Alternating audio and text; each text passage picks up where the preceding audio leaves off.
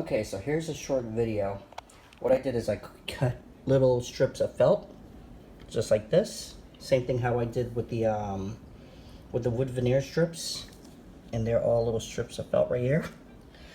And what I did is I put them underneath each key, striking point.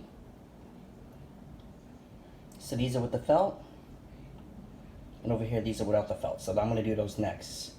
And also another thing that I did with the MZ-X500 is I put a felt strip here, so it's a little bit more thicker as a down striking point. So when it hits the keyboard, you hardly hear anything. And I put a felt strip right over here because I found out that that vibrates too.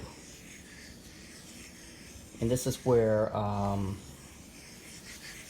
the key contact starts and where it locks, locking mechanism. Now you see this cable and this cable right over here. Found out something. Once you remove this panel, it's attached to this board right over here. So from this board, there is a long ribbon that goes straight over to right here. And that's where the keyboard gets the sensor straight to the main board, which is really cool.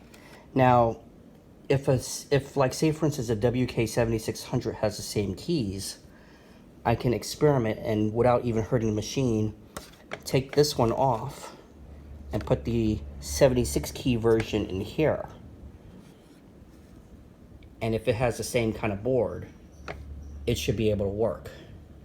So I'm looking for a donor WK-7600 or 7500. That means I have to redo that whole action just like how I did this all over again, which I don't mind, you know. But to make it a 76 key, if it's gonna work, then I could build my own chassis.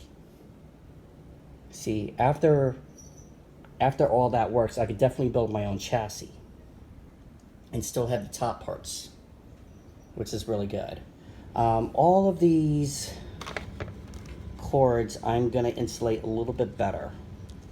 I mean, they already, of course, they're very thick rubber, but what I want to do is I actually want to, I just want to put Gorilla Tape around them if I could, and make them a little bit more stronger.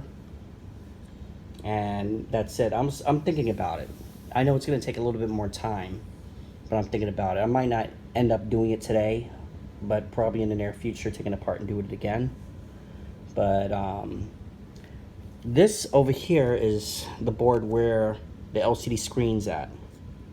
So once I get the once I get that protective screen, I have to take that off and put it inside so the screen is not too flexible. And that's it, everybody.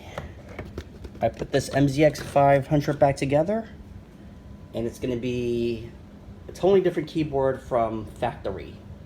So, you know, this is the process as it goes along. All right, everybody. I'll see ya.